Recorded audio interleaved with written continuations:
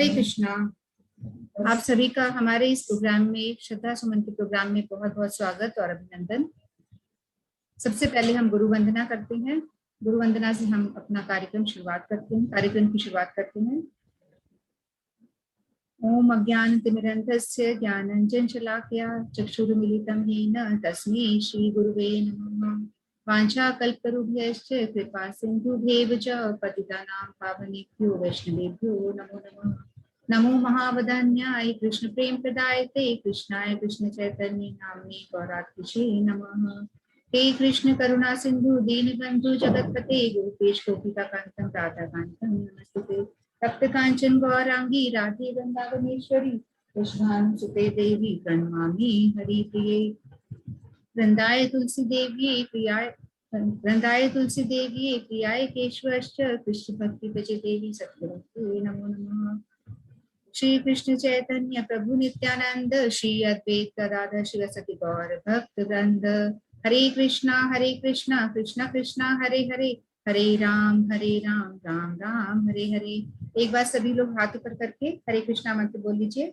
हरे कृष्णा कृष्णा कृष्णा हरे हरे, हरे राम राम राम हरे हरे। हरे कृष्णा। आप सभी भक्तों का फिर से हमारे इस श्रद्धा सुमन के कार्यक्रम में बहुत बहुत स्वागत और अभिनंदन। सर्वप्रथम मैं अपने दीक्षा गुरु नित्य लीला प्रविष्टों विष्णुपाद अष्टोत्तर श्रीमद भक्ति वेदांत श्री नारायण गोस्वामी महाराज जी के चरणों में अनंत कोटि दंडवत प्रणाम करती हूँ। तत्पश्चात मेरे शिक्षा गुरु यहाँ हमारे साथ जुड़े हुए अजय कृष्णदास प्रभु जी के चरणों में दंडवत प्रणाम करती हूँ। आप सभी भक्तगण, आप सभी वैष्णवी जो भी हमारे साथ जुड़े हैं और जो जुड़ने वाले हैं, इन सभी के चरणों में दंडवत प्रणाम करती हूँ। जैसा कि आप लोग जानते हैं कि हम लोग पिछले कई शनिवार से हमारा शिक्षाष्टकम का कार्यक्रम चल रहा है। जो चैतन्य महाप्रभु की शिक्षाएं हैं वो हम लोग बहुत अच्छे से उसका पाठ कर रहे हैं और हम लोग कोशिश कर रहे हैं कि उन शिक्षाओं को जितना हो सके जीवन में उतारें। कोशिश हम लोग कर रहे हैं, कहाँ तक सफल होती है ये गुरु जी ही जाने। वो हमें शक्ति देंगे कि हम उनको कुछ उतारने की कोशिश करें। और पिछली बार हमारा ये कार्यक्रम हमने बीच में थोड़ा सा पोस्टपोन किया था, क्योंकि हम लोग की जो जगन्नाथ जी की यात्रा शुरू हो गई थी, वो वाला स्पेशल कार्यक्रम हमें रखना था। तो इस वजह से हमें एक हफ्ते के लिए इसको पोस्टपोन करना पड़ा। और जगन्नाथ जी की यात्रा वाला कार्यक्रम भी हमारा बहुत अच्छा रहा। और हम लोग अभी भी रोज जगन्नाथ जी का जो अष्टकम है डेली हम लोग पाठ उसका कर रहे हैं सभी लोग मिलकर। तो आज हम लोग अपना जो छठा श्लोक है शिक्षाष्टकम का, उसका पाठ करेंगे। और हमारे साथ इसका पाठ करने के लिए, इसके बारे में बताने के लिए अजय कृष्णदास प्रभु जी जुड़े हुए हैं। तो प्रभु जी, आपका बहुत बहुत स्वागत है हमारे प्रोग्राम में। और आप हम लोगों को बिल्कुल सरल शब्दों में समझाइए कि किस तरीके से चैतन्य महाप्रभु जी की जो शिक्षाएं हैं छठा श्लोक पे, इसका थोड़ा हमको अच्छे से समझाइए। हरे कृष्ण। हरे कृष्णा। धन्यवाद, प्रणाम सभी को मेरा। और अभी पहले हम लोग शिक्षाष्टकम पाठ कर लेंगे, उसके बाद हम शुरू करते हैं।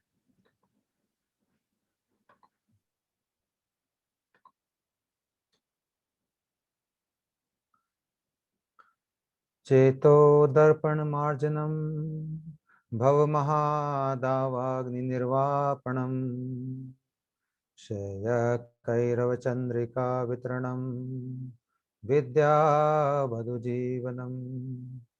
आनन्दाम्बुधिवर्धनम प्रतिपदं पूर्णमतस्वादनम सर्वात्मस्नपनं परम विजयते श्रीकृष्ण संकीर्तनम। नाम्नां कारी बहुधा निज सर्वशक्तिस्तत्रार्पिता नियमितः स्मरणेन न कालः। एतादृशी तव कृपा भगवन् ममापि दुर्दैवमिदशम् इह जनिनानुरागः। तृणादपि सुनिचेन तरोरपि सहिष्णुना अमानीनमानदेन कीर्तनीयः सदा हरिः। न धनं न जनं न सुन्दरीं कवितां वा जगदीश कामये। मम जन्मनि जन्मनीश्वरे भवतात् भक्तिरहेतु की त्वयि। अयि नंद तनुज किंकरम पतितं मां विस्मय भवाम्बुधो। कृपया तव पाद पंकज स्थित धूलि सदृशं विचिन्तय। नयनं गलदक्षुधारया वदनं गदगदरुदया गिरा। पुलकैर्निचितं वपुः कदा तव नाम ग्रहणे भविष्यति। युगाहितं निमेषेण चक्षुषा प्रावृषायितं शून्यायितं जगत्सर्वं गोविन्दविर्हेण मे। आश्लिष्यवा पादरतां पिनष्टु माम् अदर्शनान् मर्महतां करोतु वा। यथा तथा वा विदधातु लम्पटो मत्प्राणनाथस्तु स एव न परः। यथा तथा वा विदधातु लम्पटो मत्प्राणनाथस्तु स एव न परः। हरे कृष्णा कृष्ण कृष्णा हरे हरे, हरे राम राम राम हरे हरे। हरे कृष्णा कृष्ण कृष्णा हरे हरे, हरे राम राम राम हरे हरे।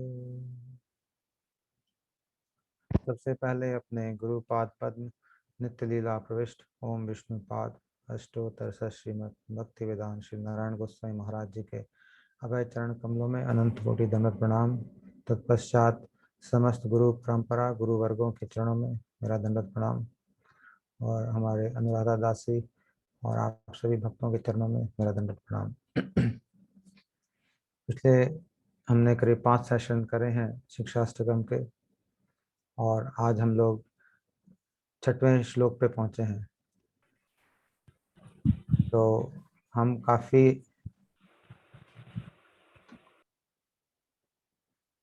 एक मिनट पहले म्यूट कर दूं बीच में ताकि आवाज़ ना आए।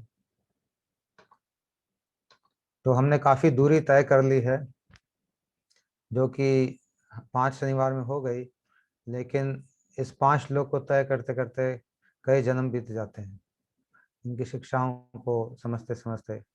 तो हमने शुरू किया था 1 नंबर श्लोक से भगवान के नाम के 7 क्या क्या प्रभाव होते हैं। चेतो दर्पण मार्जनम भव महादावाग्नि निर्वापणम श्रेय कैरव चंद्रिका वित्रम विद्यावधु जीवनम आनंदाम बुद्धिवर्धनम प्रतिपदम पूर्णमत आस्वादनम सर्वात्मा स्नापनम परम विजयते श्री कृष्ण संकीर्तनम।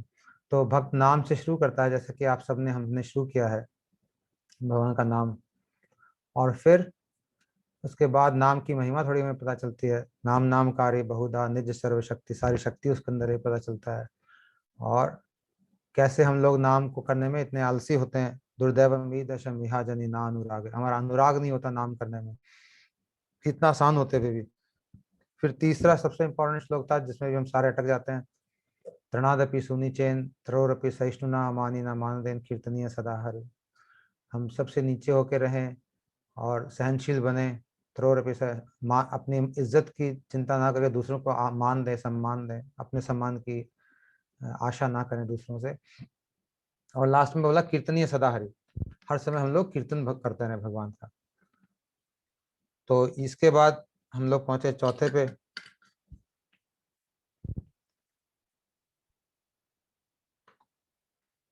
तो चौथा श्लोक था हमारा न धनम न जनम न सुंदरिम। कैसे हमारी कामनाएं जो हैं धीरे धीरे संसार से हटके, धन से, जन से और सुंदरी परिवार हटके श्री ठाकुर जी के चरणों में लगे। मम जन्मनी जन्मेश्वरे भवतात भक्ति रहे तो कि। तो काफी ऊंची स्टेज है ये, जो है संसार से कामनाएं दूर हो जाना। अभी तो खाली हम मुख से बोल रहे हैं और कानों से सुन रहे हैं, लेकिन हम ऐसा करते नहीं है, हमारी ऐसी अनुभूति नहीं है। कभी किसी दिन होगी तब हमको इन चीजों का पता चलेगा कि ये करने से क्या इसका असर होता है। इस तरह की कामना करने से कैसे आप भक्ति में इतनी तेजी से बढ़ते हो। और फिर हमने कहा आई नंद तनुज किंकरम पतितम माम विष्णु भवाम बुधो।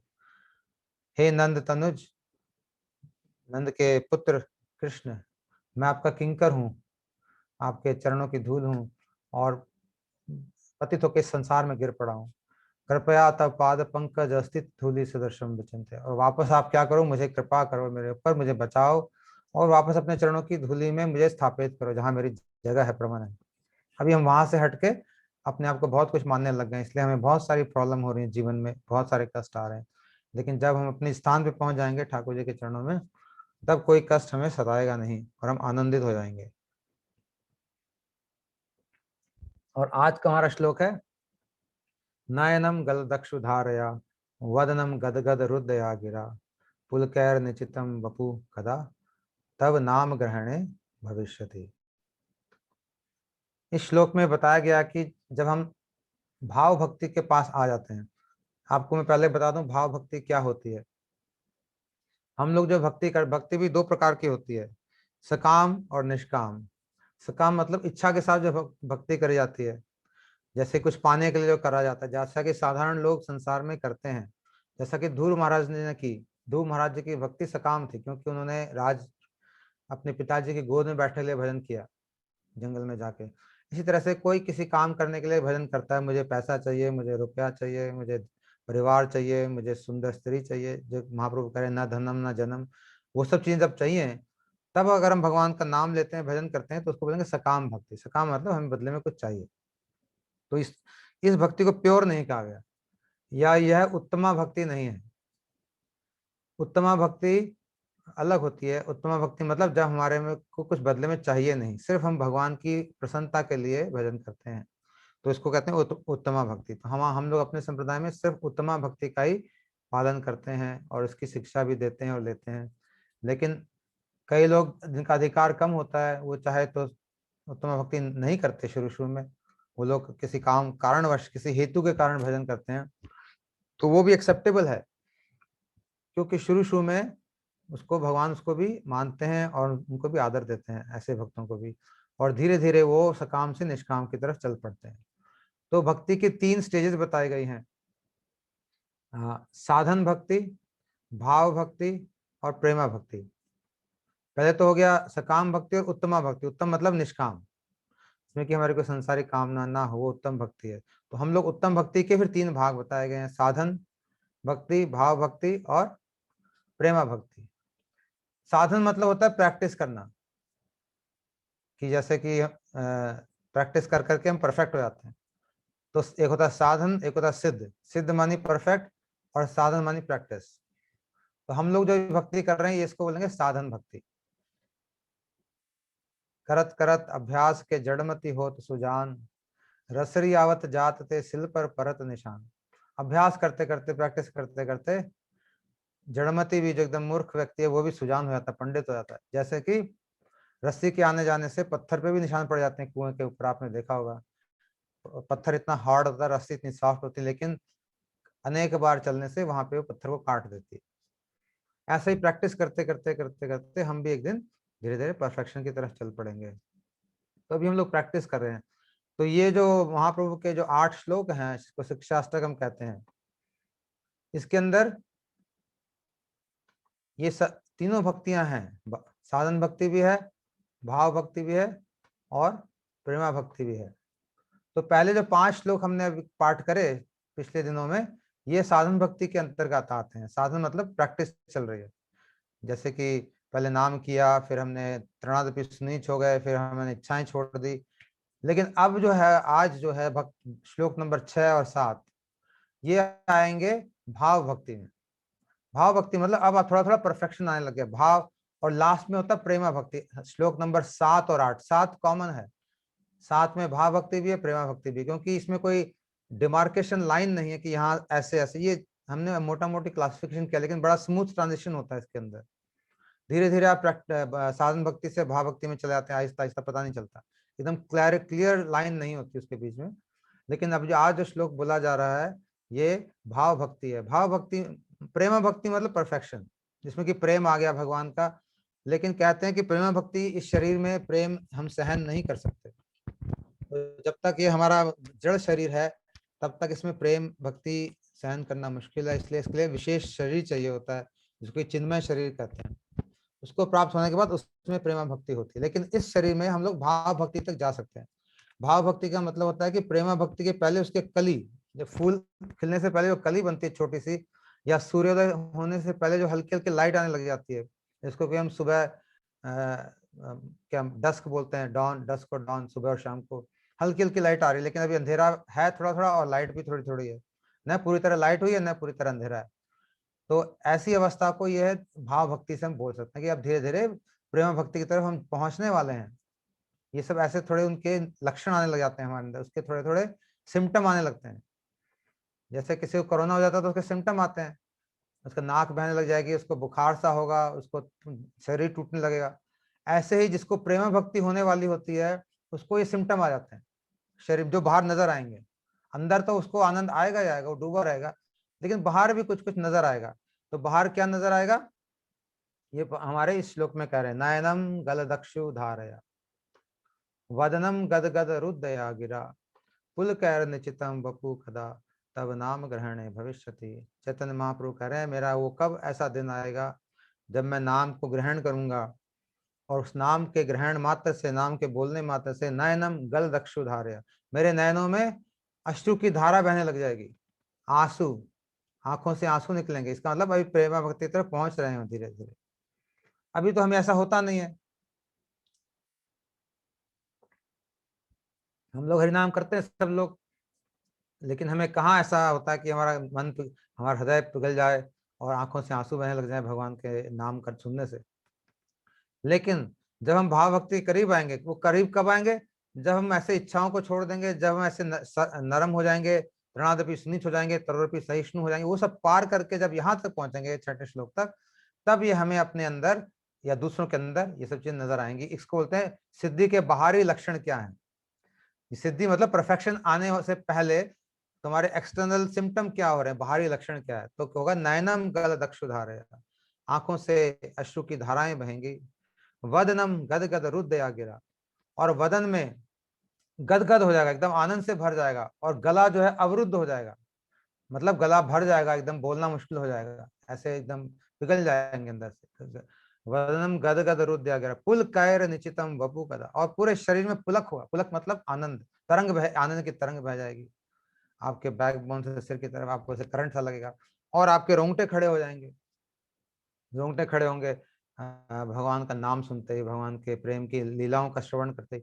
तो ये सब चीजें होंगी। ऐसे महाप्रभु इन सब चीजों के लिए प्रार्थना कर रहे हैं कि मेरा वो दिन कब आएगा जब मुझ में ये सब चीजें प्रकट होंगी, नैनों से आंसू बहते रहेंगे, और गला मेरा अवरुद्ध हो जाएगा, बोलने में मुश्किल हो जाएगी, पुलक होगा शरीर के अंदर आनंद के कारण, और हमारे रोंगटे खड़े हो जाएंगे। ऐसा कब मेरा दिन आएगा। तो ऐसे महाप्रभु कह रहे हैं। बल्कि आप महाप्रभु के जीवन में देखो तो महाप्रभु तो ऐसा ही करते थे हर समय, उनके आंखों से कई बार इतनी अश्रु बहते थे, इतनी अश्रु बहते थे, पिचकारी की तरह बताया गया है। जो रथ यात्रा के सामने नृत्य करते थे तो वर्णन आया है चैतन्य चरितमृत में कि जैसे पिचकारी से पानी निकलता है वैसे उनकी आंखों से अश्रु निकलते थे, सब लोग भीग जाते थे आसपास, इतने अश्रु आते थे प्रेम में। तो उनका वो, उन्होंने ये सब भावों को आस्वादन किया है जिसकी हम लोग यहाँ पे चर्चा कर रहे हैं। और उनका मुख गदगद वाणी भर जाती थी, मुख में, शरीर में पुलक हो जाता था। तो ऐसे महाप्रभु के सिम्टम थे। तो ये जो साधन भक्ति है ये प्रेम का अंकुर है। अंकुर मतलब अभी स्टार्ट होने लग गया है। इस जब इस श्लोक में आएंगे यहाँ मतलब प्रेम भक्ति भी स्टार्ट हो, जब ऐसा होने लग जाएगा इसका मतलब प्रेमा भक्ति अभी, ये प्रेमा भक्ति नहीं है, ये अभी भाव भक्ति की एंट्री है। धीरे धीरे यहाँ से सब कुछ शुरू हो गया है।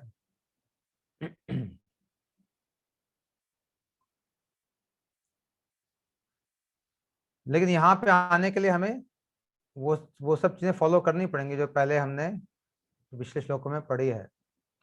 और एक और चीज हम भक्ति में कहते हैं, एक तो हो गया, तीन तरह की भक्ति हो गई, साधन भक्ति यानी प्रैक्टिस, भाव भक्ति यानी कि अंकुर स्वरूप में, और प्रेमा भक्ति यानी सिद्ध। प्रेम भक्ति शरीर में नहीं हो सकती, इसलिए भाव भक्ति तक हम लोग जा सकते हैं। और दूसरा जो है टर्म जो यूज करते हैं हम लोग, संबंध अभिधेय और प्रयोजन। भक्ति में 3 चीजें होती हैं। संबंध मतलब होता है रिलेशनशिप। अभिधेय मतलब हम जो करते हैं उस रिलेशनशिप को पुष्ट करने के लिए, उसको बोलते हैं अभिधेय। और प्रयोजन मानी हमारा फाइनल गोल या फाइनल उद्देश्य या एम क्या है, हम कहाँ जाना चाहते हैं, उसको बोलेंगे अभिधेय। तो इन श्लोकों के अंदर ये तीनों चीजें भी हैं। पहले 5 श्लोक जो है संबंधात्मक हैं, यानी कि उसमें संबंध हमारा भगवान से क्या है। जैसे कि विवाह के पहले हमारा स्त्री का पुरुष से, पुरुष का स्त्री से कोई संबंध नहीं होता। जिससे आपका विवाह होने वाला है, अगर आपको कोई संबंध नहीं और रोड पे जाता आप देखते हो तो आपको कोई उसके अंदर फीलिंग नहीं आती। लेकिन जब हमारी सगाई हो जाती है और तब हम उसी व्यक्ति विशेष को देखते हैं तो फिर हमारे अंदर थोड़ी फीलिंग आ जाती है। और विवाह के बाद तो पूरी फीलिंग आ जाती है, क्योंकि संबंध प्रगाढ़ हो जाता है। तब तो जहाँ फोन पे बात करेंगे या देखेंगे तो हमें उनके लिए कुछ फीलिंग आएंगे संबंध के कारण। ऐसे ही हमारा कृष्ण से शुरू शुरू में कोई संबंध नहीं होता, या होता तो है लेकिन हम जानते नहीं उसको। संबंध तो हमारा श्री कृष्ण से हर समय था, है और रहेगा। ऐसा कभी भी नहीं था कि हमारा संबंध ना हो, क्योंकि अगर संबंध नहीं है तो हमारी सांसें भी नहीं चलेंगी। उनकी कृपा से ही सब कुछ चल रहा है। तो संबंध तो हर समय था, अभी भी है और आगे भी रहेगा। लेकिन हमारे ज्ञान में वो नहीं है, हमारी कॉन्शियसनेस में वो संबंध नहीं है। हम उसको भूल जब जाते हैं तब हम लोगों के लिए संबंध खत्म सा हो जाता है। हमको लगता है खत्म हो गया, लेकिन होता तो वो हर समय है। तो जब धीरे धीरे संत महात्माओं की कृपा से वो याददाश्त वापस आती है, वो हमें बोलते हैं, अरे तुम कहाँ क्या कर रहे हो, तुम तो भगवान से नित्य का संबंध है तुम्हारा, तुम उस परम पिता के ही पुत्र हो, उसके साथ तुम्हारा हमारा कोई संबंध बना रहते हैं। तो हमारा ये जो संप्रदाय है इसमें मधुर भाव में संबंध रहता है, यानी कि हम भगवान को अपना प्रियतम समझते हैं। ये संबंध गुरुजी देते हैं, जब दीक्षा देते हैं तो इस संबंध को प्रदान करते हैं और वो बताते हैं कि कृष्ण हमारे कौन है। कुछ लोग कृष्ण को भाई मान लेते हैं, कुछ लोग बहन मान लेते हैं, कुछ लोग सखा मान लेते हैं, कुछ लोग अपना बेटा मान लेते हैं। आप कुछ भी मान सकते हो। कुछ लोग कुछ भी नहीं मानते, खाली भगवान मान लेते हैं। तो ये संबंध जो है ये पांच पांच तरह के मुख्यतः बताए गए हैं। शांत, दास्य, सख्य, वात्सल्य और मधुर। ये 5 संबंध भगवान से लोग बनाते हैं। शांत मतलब होता है कि जो शांत हो, दूर का संबंध। जैसे कि कोई पर्सनल रिलेशनशिप नहीं ठाकुर जी से, खाली ठाकुर जी जो हैं वो संसार को चलाने वाले हैं, हमारे जीवन को चलाने वाले हैं, सब कुछ देने वाले हैं, हमारे नियंता हैं, कंट्रोलर हैं। हम इस बात को जानते हैं और हम कंट्रोल्ड हैं उनके कारण। तो इसको जान के दूर से मन में प्रणाम करना, उनकी स्तुति करना और उनको उनके प्रति भाव रखना, इसको बोलेंगे शांत संबंध। तो ज्यादातर शांत ज्ञानी लोग जो हैं वो शांत के ही बाहर आते हैं। एक्चुअली सनक सनंदन सनत कुमारी शांत में है। भगवान से कोई विशेष सेवा नहीं कर पाते ये लोग, क्योंकि वो जानते हैं कि भगवान तो सब कुछ करने वाले, करने में समर्थ हैं, तो मैं क्या सेवा करूंगा। जिसके पास हजारों करोड़ों रुपए, उसके आप अगर आप 10,000 रुपये दोगे उसको कोई फर्क नहीं पड़ेगा। तो उनको ये बात लगता है कि भगवान को कुछ चाहिए नहीं, इसलिए वो कुछ देते भी नहीं, इसलिए कुछ सेवा नहीं कर पाते, सेवा से वंचित रह जाते हैं। खाली वो भगवान की अनुभूति कर पाते हैं कि भगवान विभु हैं, हम लोग अणु हैं, हम छोटे हैं, वो बहुत बड़े हैं, और उनके चरणों में प्रणत हो जाते हैं, उनको समर्पण कर देते हैं। तो ये होगा शांत संबंध। शांत संबंध मतलब एक तरह से कोई संबंध नहीं, दूर का संबंध। सबसे छोटा भाव या नीचे भाव में स्टार्टिंग में ये शांत होता है। उसके बाद आता है दास्य। दास से मतलब अब यहाँ पे जो भगवान के दास हैं, जैसे कि उनमें से हनुमान जी का मुख्य उदाहरण दिया जाता है। हनुमान जी भगवान के दास हैं। तो दास में भगवान को सेवा करने की जरूरत पड़ जाती है। हनुमान जी चाहें तो लंका पहुंच सकते हैं खुद ही, लेकिन अब राम जी चाहें तो, लेकिन राम जी कहते हैं कि भाई मैं कैसे जाऊंगा। वो हनुमान जी से रिक्वेस्ट करते हैं, सुग्रीव की हेल्प लेते हैं, लोगों की तरह तरह लोगों की हेल्प लेते हैं। क्यों लेते हैं? खाली उनको सेवा देने के लिए, सेवा प्रदान करने के लिए। फिर हनुमान जी के कारण हनुमान जी कई बार जड़ी बूटी लेके आ रहे हैं, पूरा पहाड़ उठा के ला रहे हैं। इस तरह से हनुमान जी सेवा कर पाते हैं, क्योंकि हनुमान जी उनको एक साधारण उनको साधारण मनुष्य जैसा समझ लेते, समझ के संबंध जो बनता है उसको दास से संबंध वहां पे बन जाता है। दास में तरह तरह की सेवाएं शुरू हो जाती है। हनुमान जी हर तरह की सेवा करते हैं, हमेशा रेडी रहते हैं कुछ ना कुछ करने के लिए ठाकुर जी के लिए। और उसके बाद आता है शांत दास से फिर सख्य। सख्य मानी फ्रेंड्स, भगवान के सखा लोग, जो कि ब्रज में बहुत ज्यादा देखा गया प्रगाढ़ रूप में सखा का संबंध। ब्रज में जो है जो ऊपर ऊपर वाले जो रस हैं, इनको रस भी बोलते हैं और उनको संबंध भी बोल सकते हैं। उसमें नीचे नीचे वाले उसके अंदर इंक्लूडेड होते हैं, अंतर्भूत होते हैं। जैसे कि जो दास है उसके अंदर शांत रस भी आएगा, और जो सख्य रस में है उसके अंदर दास भी आएगा और शांत भी आएगा, दोनों आएंगे, प्लस कुछ एक्स्ट्रा आएगा। तो जो भी भगवान के सखा है वो हनुमान जी की तरह सेवा कर सकते हैं, ठाकुर जी के चरण दबा सकते हैं, उनके लिए सामान ला सकते हैं, उनके लिए कोई भी तरह की सेवा कर सकते हैं जो हनुमान जी करते हैं, सारा कर सकते हैं, प्लस कुछ और भी कर सकते हैं जो हनुमान जी नहीं कर सकते। हनुमान जी कभी भी राम जी के साथ बेड पे नहीं बैठ सकते, कभी भी नहीं बैठेंगे, हमेशा चरणों में बैठेंगे। लेकिन भगवान के सखा जो है उनके साथ बेड में बैठ सकते हैं, कोई दिक्कत नहीं, उनके साथ एक ही आसन में बैठ सकते हैं, उनको अपने ऊपर बिठा सकते हैं। भगवान को, भगवान के सखा ब्रज धाम में जब जो हार जाता है वो दूसरे को सिर पे उठा के या कंधे पे बिठा के चलता है, जैसे हम पनिशमेंट लेते हैं ना, ऐसे जो गेम खेलते हैं कृष्ण और उनके सखा। तो सखा लोग कृष्ण को अपने ऊपर बिठा देते हैं, कई बार खुद कृष्ण के ऊपर भी बैठ जाते हैं। हनुमान जी ये सब नहीं कर पाएंगे। हमारे गुरु जी कहते हैं अगर हनुमान जी ब्रज में आ गए तो उनका दिमाग घूम जाएगा, अरे कहाँ ये मेरे प्रभु का ऐसा हाल हो रखा है, मेरे राम को ऐसा। और राम के जो सखा है और कृष्ण के सखा में थोड़ा फर्क है, राम के सखा में भी थोड़ा थोड़ा ऐश्वर्य भाव है, जैसे कि सुग्रीव राम के सखा हैं, लेकिन सुग्रीव भी इतने क्लोज नहीं है कि उनके ऊपर बैठ जाए, या उनका इतना इंटीमेट रिलेशनशिप नहीं है, थोड़ा बहुत उसमें भी प्रणाम टाइप करते हैं और थोड़ा सी दूरी है, उनको थोड़ा सा रेस्पेक्टफुल भाव है सुग्रीव का राम जी के प्रति। लेकिन कृष्ण के साथ ऐसा नहीं है, कृष्ण के धाम में सब इंटरमिंगल रहते हैं, एक दूसरे के अंदर घुस के खेलते हैं जैसे कि साधारण दोस्तों की तरह। तो ये सख्य का संबंध है। सख्य के संबंध के अंदर दास भी आ गया और शांत भी आ गया। इसके बाद आता है वात्सल्य, वात्सल्य भाव या वात्सल्य का संबंध, यानी कि कृष्ण के जो माता पिता हैं या जो वृद्ध गोपियां हैं जो कृष्ण को अपने पुत्र के समान समझती हैं, यह जो वात्सल्य प्रेम है, जो वात्सल्य संबंध है, यह सख्य से भी बड़ा है। यहाँ पे यशोदा मैया जो है कृष्ण को बांध सकती हैं, कोई सखा कृष्ण को कभी बांध नहीं सकते, लेकिन यशोदा मैया उनको बांध उखल से बांध देती हैं और कृष्ण बंध जाते हैं। कभी कृष्ण को कोई जीवन में बांध नहीं सका आज तक, लेकिन यशोदा मैया ने बांध दिया, और फिर कृष्ण रो रहे हैं। यशोदा मैया डंडी दिखाते हैं तो कृष्ण को डर लगता है, रोने लग जाते हैं, सातंक नेत्रम। और कृष्ण को सचमुच डर लगता है, भगवान होते हुए भी, पूरे अखंड अखिल ब्रह्मांड के मालिक होते हुए भी, यहाँ पे अपनी माँ के सामने वो थर थर कांप रहे हैं और डर रहे हैं कि उनकी लकड़ी मेरे ऊपर पड़ ना जाए जो उनके हाथ में है। तो प्रेम वश ठाकुर जी ये पोजीशन ले लेते हैं भगवान के प्रेम के कारण। यशोदा मैया का प्रेम इतना बड़ा है कि भगवान बहुत छोटे बन जाते हैं, और फिर वो उनको इतनी जरूरतें बढ़ जाती हैं, वो अपने आप करवट भी नहीं बदल सकते, जबकि यशोदा मैया उनको करवट नहीं बदलेंगे, वो वैसे के वैसे पड़े रहते हैं, चिल्ला करते हैं, बेड से नीचे नहीं उतर सकते अपने जहां सोते हैं वहां से, कई बार तो बीच में अटक जाते हैं, उतरते हैं ना, नीचे जा पाते ना ऊपर जा पाते हैं, वहीं पे हिलते रहते हैं ऐसे ऐसे करके, और वेट करते हैं कब माँ आएगी, माँ आएगी, माँ को बुलाते हैं, फिर यशोदा मैया आके बड़े प्रेम से उनको उतारते हैं नीचे। तो ये जो अखिल ब्रह्मांड के मालिक हैं, जो सब कुछ करने में समर्थ हैं, पूरे एक सेकंड में सारे ब्रह्मांडों की सृष्टि कर सकते हैं, अगले सेकंड में फिर खत्म कर सकते हैं, फिर अगले सेकंड में फिर सृष्टि कर सकते हैं, इतनी शक्ति इनमें है। लेकिन यहाँ पे अपने भक्तों के साथ रख के ऐसे मधुर संबंधों के कारण वो बहुत छोटे से अपने आप को बन जाते हैं, नरवत बन जाते हैं, और उनके भक्त लोग उनके साथ तरह तरह की लीलाएं करते हैं, उनको सेवा करने का मौका मिल जाता है। ये मौका भगवान स्वयं देते हैं, भक्तों के अंदर ऐसे भाव को देख के उनको सेवा का मौका देते हैं। जैसे कि भगवान उनके घर गए 56 भोग के लिए उन्होंने बुलाया दुर्योधन ने, तो ठाकुर जी ने मना कर दिया कि मैं नहीं खाऊंगा, कहते मुझे ना भूख है, ना मेरा तुम्हारे से कोई संबंध है, ना मुझे कुछ चाहिए। तो उन्होंने उनके 56 भोग को पाया नहीं। लेकिन वहां से बाहर निकल के आए तो रास्ते में विदुर का घर था, विदुर के घर के आगे से जा रहे थे, उनको बहुत जोर से भूख लग पड़ी। तो आप यहाँ पे सवाल हो सकता है कि अभी तो कह रहे हैं मुझे भूख नहीं है, और अभी 1 मिनट बाद उनको बहुत जोर से भूख कैसे लग गई?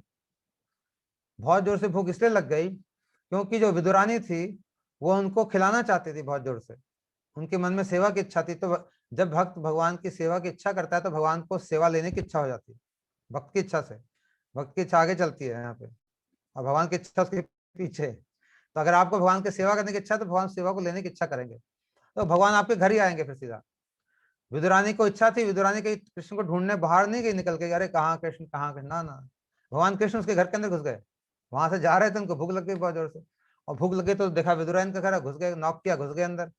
और वहां पे विदुरानी जो थी इतनी एक्साइटेड हो गई देख के ठाकुर जी को, इतने मन में उसके भाव आने लग गए, उनको बिठाया उन्होंने, कुछ था नहीं घर में, केले लेके आई, और केले को छीला उन्होंने और केले को फेंक दिया और छिलका ठाकुर जी को दे दिया जल्दीबाजी में। उनको ध्यान नहीं रहा, वो एकदम खो गई और छिलके को तो डस्टबिन, केला तो डस्टबिन में फेंक दिया, छिलका ठाकुर जी खिला रही। एक खिलाया, दो खिलाया, खिलाते गए ऐसे, और भगवान बड़े प्रेम से उस छिलके को खा रहे हैं। तो भगवान तो चीजों को नहीं खाते, भगवान तो आपके प्रेम को खाते हैं, वो प्रेम को ग्रहण करते हैं।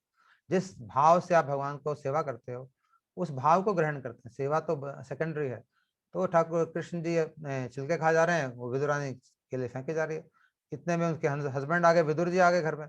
आके उन्होंने जब ये देखा कि अरे ये मेरी वाइफ तो ठाकुर जी को छिलके खिला रही है और केले को फेंके जा रही है, तो उन्होंने रोका, बोला अरे क्या कर रहे हो, तुमको दिख नहीं रहा तुम कैसे भगवान को केले के खिला रहे हो। कृष्ण कहते अरे विदुर तू बीच में मत पड़, मैं इतना आनंद आज तक किसी चीज को खाने में नहीं आया जितना आज आया, और तूने सब खराब कर दिया। मेरे को छिलके में आनंद आ रहा है बहुत ज्यादा, तुम मेरे को केले मुझे नहीं चाहिए, मुझे छिलका ही ठीक है, लेकिन ये जो विदुरानी का प्रेम भाव है, जिस भाव से मुझे खिला रही है, ये मुझे अच्छा लगता है। तो यहाँ पे कहने का तात्पर्य यह है कि भगवान को जब सेवा, भक्त की सेवा करने की इच्छा होती है तो भगवान को उसको ग्रहण करने की भी इच्छा हो जाती है भक्त के कल्याण के लिए। तो यहाँ पे ये हो गया वात्सल्य भाव, वात्सल्य यानी माँ की तरह, जैसे यशोदा मैया का भाव, नंद बाबा का भाव। नंद बाबा की चरण पादुकाएं ठाकुर जी अपने सिर पे लेके आते हैं, अपने पिताजी की सिर पे लेके आते हैं, छोटे नन्हे से बालक हैं। यशोदा मैया की तरह तरह से सेवा करते हैं, उनकी डांट खाते हैं, उनसे डरते हैं, तो प्रेम के कारण ऐसा होता है। और इसके बाद जो लास्ट भाव है वो है मधुर भाव। जो वात्सल्य भाव है इसके अंदर सख्य भी आ जाता है, जैसे सखा लोग सेवा करते हैं वैसे माँ भी सेवा कर सकती हैं। जैसे माँ भी बच्चे के साथ खेल सकती है, माँ भी बच्चों के साथ मजाक कर सकती है, जैसे फ्रेंड्स करते हैं। लेकिन माँ कुछ एक्स्ट्रा करती है, माँ बच्चे के टट्टी पेशाब भी धोती है बचपन में, वो सखा लोग नहीं करते। और बहुत इंटीमेट सेवाएं करती हैं जो सखा लोग नहीं करते। इसलिए जो वात्सल्य भाव से थोड़ा उससे बढ़कर है। वात्सल्य के अंदर आपका सख्य भी आ गया, दास्य भी आ गया, शांत भी आ गया। और लास्ट का जो भाव है, सर्वोत्तम भाव जिसको कहते हैं, वो है मधुर भाव। मधुर मतलब होता है मीठा।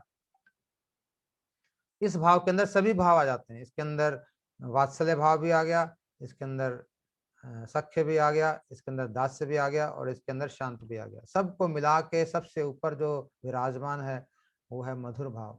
मधुर मतलब भगवान की रानियां और भगवान की सखियां। मधुर भाव में दो तरह के भाव है, स्वकीय और परकीय। स्वकीय मतलब भगवान की रानियां जो है अपनी, उनकी रानी द्वारका में जो भाव होता है वो है स्वकीय भाव।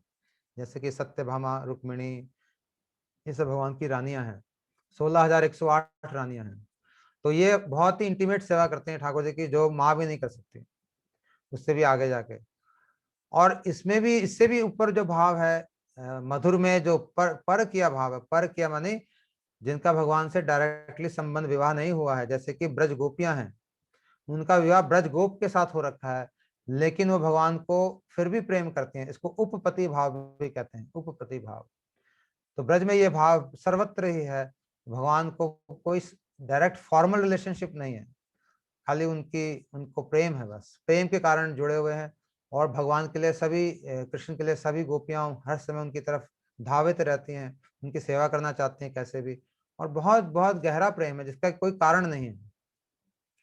जैसे कि ब्रज में स्वकीय भाव में तो कारण होता है कि वो हमारे हस्बैंड है, तो उनका ड्यूटी बन जाती है कि पिता अपनी वाइफ का रक्षा करे, उनको कपड़े दे, उनके लिए कुछ पैसे लेके आए, ये वो ड्यूटी बाउंड हो जाता है। लेकिन यहाँ पे कृष्ण जो है गोपियों के प्रति कोई ड्यूटी बाउंड नहीं है उनको, क्योंकि उनकी कोई पत्नी नहीं है, उनकी खाली प्रेमिका है।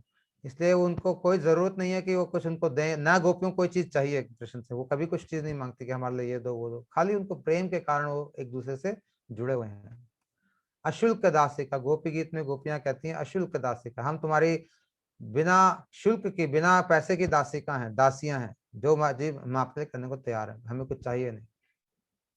तो ये मैंने संबंध के बारे में बताया। कृष्ण से हम लोग पांच तरह के पांच में से, पांचवें के दो पार्ट हो गए तो छह हो गए। तो ये पांच तरह के संबंध हम भगवान कृष्ण से स्थापित करते हैं, जो हमारे गुरु देते हैं। हम लोग के संप्रदाय में, गौड़ीय वैष्णव संप्रदाय में, हम लोग, हमारे गुरुदेव हमको परकिया भाव की दीक्षा देते हैं। यानी कि मधुर भाव के अंदर परकिया जो सर्वश्रेष्ठ भाव है, उसके ऊपर बढ़कर कोई भाव नहीं है, जिसके अंदर सारे भाव अंतर्भूत हैं, उसके अंदर ही आ जाते हैं सारे संबंध, उसके अंदर सारी सेवाएं उसके अंदर आ जाती हैं। ऐसी उच्च सेवा और रिलेशनशिप हमारे गुरुजी हमको देते हैं। और फिर धीरे धीरे भजन करते करते हम उस भावों को पक्का करके उसमें स्टैब्लिश होते हैं भजन के कारण। तो इसको बोलते हैं संबंध ज्ञान। तो ये जो हम लोग शिक्षा अष्टक कर रहे हैं, इसके जो पहले 5 श्लोक हैं जो हमने करे थे लास्ट टाइम तक, इसमें संबंध ज्ञान का वर्णन है, भगवान से हमारा क्या संबंध है।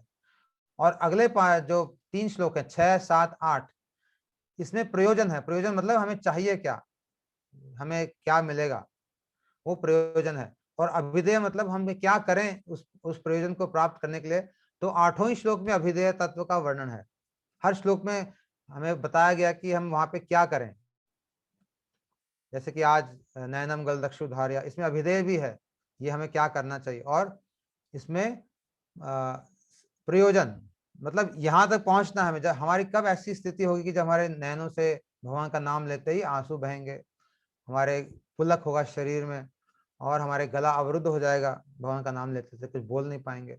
तो ये श्लोक भाव भक्ति के एक्सटर्नल सिम्टम्स हैं। अंदर तो और बहुत सारी चीजें होंगी जो कि इतना बोलना, उसको प्रकट करना इतना आसान नहीं है। कुछ कुछ महात्माओं ने लिखा है, 0.01% ही कह सकते हैं, जितना होता है उससे बहुत कम उसको लिखा गया है। लेकिन ये बाहरी सिम्टम है जो कि शरीर में अपने आप नजर आते हैं, इसके ऊपर कोई व्यक्ति का कंट्रोल नहीं रहता। उस आंसू को आप रोक नहीं सकते जब वो आते हैं, तो उस पुलक को आप रोक नहीं सकते। जैसे कि आपका हार्ट बीट पे कोई कंट्रोल नहीं रहता, अपने आप चलती है, उसको आप चाहो रोकना कि अभी रोक लो अपनी हार्ट बीट को, नहीं रोक पाओगे। और जब रुक रही होगी तो उसको चला नहीं पाओगे। जिस दिन वो हार्ट बीट ठाकुर जी की कृपा से रुकेगी, तो उसको आप चाहो कह रहे नहीं इसको तो चला लेता हूँ मैं, किसी भी तरह से दो जोर लगा के चला दूं, नहीं चलता, क्योंकि ये इनवॉलेंट्री हमारे कंट्रोल में नहीं है। जैसे मेरा हाथ मेरे कंट्रोल में, इसको हिला सकता हूँ, रोक सकता हूँ, लेकिन ये हार्ट हमारे कंट्रोल में नहीं है। वैसे ही ये जो प्रेम के लक्षण है, ये भी अपने आप आते हैं, कोई इसको लाना या इनवॉलेंट्री होते हैं।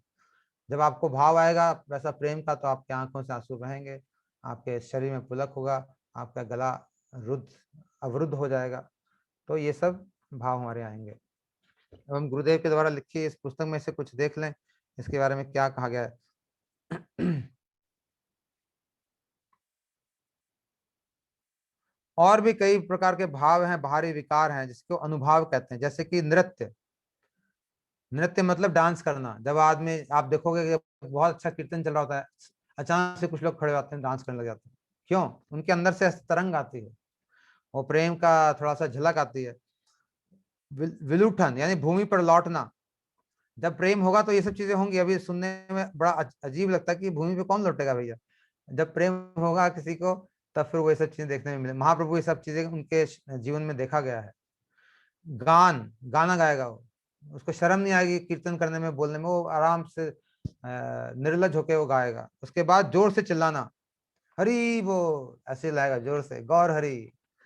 जैसे कि मीराबाई रोड पे आके नाचते थे, क्योंकि उसके मन में भाव आते थे। उसको तो पता था वो रानी है, और रोड पे नाचना रानी के लिए ठीक नहीं है, लेकिन वो क्या करे, जब मन में प्रेम भाव उमड़ पड़ते हैं तो फिर वो सब अपने आप चीजें चलने लग जाती हैं। अंगों का मरोड़ना, ऐसे अंगों का मरोड़ना, हुंकार, जम्भाई, दीर्घ श्वास, गहरी गहरी सांसें, ऐसे सांसें आने लग जाएंगी जब प्रेम होगा। तो लोकापेक्षा त्याग, कि लोग क्या सोचेंगे, ये त्याग कर देंगे, फिर हमको चिंता नहीं होगी। अरे तिलक लगा रहे हैं, लोग क्या सोचेंगे, अरे धोती कुर्ता पहनेंगे, लोग क्या सोचेंगे, अरे मेरा भाई ने कभी सोचा नहीं मैं रोड पे डांस कर रही हूँ, रानी हूँ, लोग क्या सोचेंगे, नहीं सोचा उसने। क्योंकि वो चीज वो दिमाग में रहेगी नहीं। तब सिर्फ ठाकुर जी के भाव आपके अंदर है। लार टपकना, मुंह से लार टपकना, जोर से हंसना, चक्कर आना, और हिचकी, हिचकी भी आ सकती है। तो ये सारे के सारे विकार ऐसे प्रकट होंगे।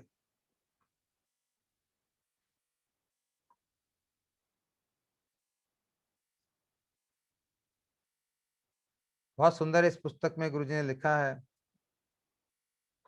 पूर्वोक्त 5 श्लोकों में सबसे पहले श्रद्धा, उससे साधु संग, तदंतर श्रवण। ये तो सीक्वेंस में गुरुजी बता रहे हैं। सबसे पहले श्रद्धा आएगी, थोड़ी सी श्रद्धा, मतलब कि नाम करने से सब कुछ मेरे जीवन में हो जाएगा, जो होना है सब प्राप्त हो जाएगा।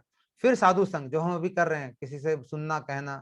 तदंतर श्रवण, श्रवण भी हम कर रहे हैं। फिर कीर्तन, जो सुना उसको बोलना, जैसे कि मैं बोल रहा हूँ, मैंने गुरुजी से सुना, अब बोल रहे हैं। फिर उसको स्मरण, याद रखना। पाद सेवन, अर्चना करना, ठाकुर जी के मंदिर में वंदना करना। दास्य, सख्य और आत्मनिवेदन, ये नवधा भक्ति बताई है प्रहलाद महाराज जी ने। तत्पश्चात आत्मस्वरूप की उपलब्धि और उससे अविद्या रूप अनर्थ का नाश। जब हमारे आत्म स्वरूप की उपलब्धि होगी तो तरह तरह के अनर्थ होते हैं, बहुत उसमें भी गहरा उनके विश्लेषण है, कभी और समय में हम चर्चा करेंगे। वो अनर्थ धीरे धीरे अपने आप दूर हो जाएंगे, हमको दूर करने की कोशिश नहीं करनी पड़ेगी। काम, क्रोध, लोभ, मोह, मद, मत्सर्य, ये सारी चीजें जिसको कि हम हटाना बहुत मुश्किल है साधारण लोगों के लिए, वो चीजें अपने आप धीरे धीरे धीरे धीरे आपसे दूर चले जाएंगे, आपसे झड़ती चले जाएंगे। आप उसको झाड़ोगे नहीं, निकालोगे नहीं, अपने आप निकल जाएंगे, पता नहीं चलेगा वो कैसे निकल गई, कब निकल गई, रास्ते में गिर गई सब यहाँ वहाँ। तो ये सब अपने आप दूर हो जाएंगी। उसके बाद जब ये दूर हो जाएंगे, उसके बाद क्रमशः निष्ठा, रुचि, आसक्ति और भाव का उदय। तो ये सीक्वेंस में ऐसे काम होगा, पहले निष्ठा होगी। इन सब वर्ड जो एक एक वर्ड जो है मैं कह रहा हूँ, निष्ठा, रुचि, आसक्ति, इनकी गहरी गहरी डेफिनेशन हमारे रूप गोस्वामी ने दी है, इनके ऊपर चैप्टर्स लिखे हैं, इसका मतलब क्या है भक्ति रसामृत सिंधु ग्रंथ में। तो निष्ठा, रुचि, आसक्ति, भाव का उदय, इस प्रकार हार्दिक शक्ति की सारवत्ती स्वरूप भक्ति की सहायता से जीव के स्वरूप विकास रूप पर धर्म का कर्म विकास दिखलाया गया है। भाव दशा में भक्ति के शुद्ध स्वरूप का अखंडत सिद्ध होता है। भाव को रति भी कहते हैं, तो ये भाव भक्ति मतलब रति भी इसको कह सकते हैं हम। इसे पूर्ण विकसित भक्ति रूप प्रेम का अंकुर माना गया है। तो पूरा जब डेवलप हो जाएगा तो वो प्रेम भक्ति होगी, वो शरीर में नहीं होती, इसलिए उसका अंकुर जो है भाव भक्ति हम लोग आस्वादन कर सकते हैं। साधन दशा में साधित होने वाले श्रवण कीर्तन आदि भक्ति के अंगों में से श्री कृष्ण नाम संकीर्तन भाव अवस्था में अत्यंत प्रबल रूप धारण करता है। अभी जो हम नाम कर रहे हैं, ये तो हम ऐसे कर रहे हैं, ठीक है, करना पड़ रहा है, कई बार मन नहीं लगता फिर भी करते हैं, और ये जान के करते हैं कि अच्छा है। तो ये भी भक्ति दो तरह की बताई गई है, एक वो बताया गया वैधि भक्ति और एक बताया गया रागानुगा भक्ति। वैधि मतलब आपको बताया किसी ने, आप शास्त्र को पढ़ के या किसी की बात सुन के वो काम कर रहे हो, हरिनाम कर रहे हो, लेकिन आपकी हरिनाम में रुचि नहीं है, आपको भगवान की सेवा में भी रुचि नहीं है, उनकी आरती कर रहे हो, अर्चन कर रहे हो, लेकिन भोग लगा रहे हो, लेकिन विशेष रुचि आपकी नहीं है, मन से नहीं कर रहे, आपको बताया गया है और आप जानते हो कि ये करना ठीक है इसलिए कर रहे हो, लेकिन उसमें इंटरेस्ट नहीं आ रहा, इसलिए उसको बोलेंगे वैधि। वैधि मतलब विधि को आप फॉलो करो, जो शास्त्र में लिखा है उसको फॉलो करते जा रहे हो, वो वैधि भक्ति भी ठीक है, लेकिन धीरे धीरे वैधि करते करते करते करते उसमें राग आ जाता है, राग मानी उसमें टेस्ट आने लग जाता है, फिर वो करने करे बिना आपका मन नहीं लग रहता, फिर वो नाम करे बिना आपका दिन नहीं जाएगा, बोलेगा नाम का आज हुआ नहीं, बड़ा ग्लानि होगी, फिर आप नाम स्वाद से करोगे, स्वाद आने लगेगा उसमें। शुरू शुरू में स्वाद नहीं आएगा, शुरू शुरू में तो कष्ट भी हो सकता है कि अरे कहाँ नाम करना पड़ेगा, टीवी में स्वाद आ रहा है सारा का सारा, ये सीरियल मिस हो गया, ये मिस हो गया, मैं यहाँ ये काम कर लेता, नाम करना पड़ेगा। लेकिन धीरे धीरे नाम करते करते बाकी चीजें अपने आप अपनी जगह छोड़ देंगी और नाम ही वो जगह घेर लेगा, क्योंकि उसको इतना शक्ति है उसके अंदर, और फिर वो स्वाद आएगा नाम में, जब स्वाद आएगा तो फिर वो रागानुगा भक्ति होगी। तो रागानुगा अधिकार अपने आप उत्पन्न होगा धीरे धीरे, हमें जबरदस्ती रागानुगा नहीं कर सकते, हम अपने आप आता है, वो अपने आप डिसेंड करेगा हमारे अंदर, वो अवतरीण होगा। हम लोग जो, इसलिए हम लोग शुरू शुरू में वैधि भक्ति हमको करनी पड़ती है सभी को।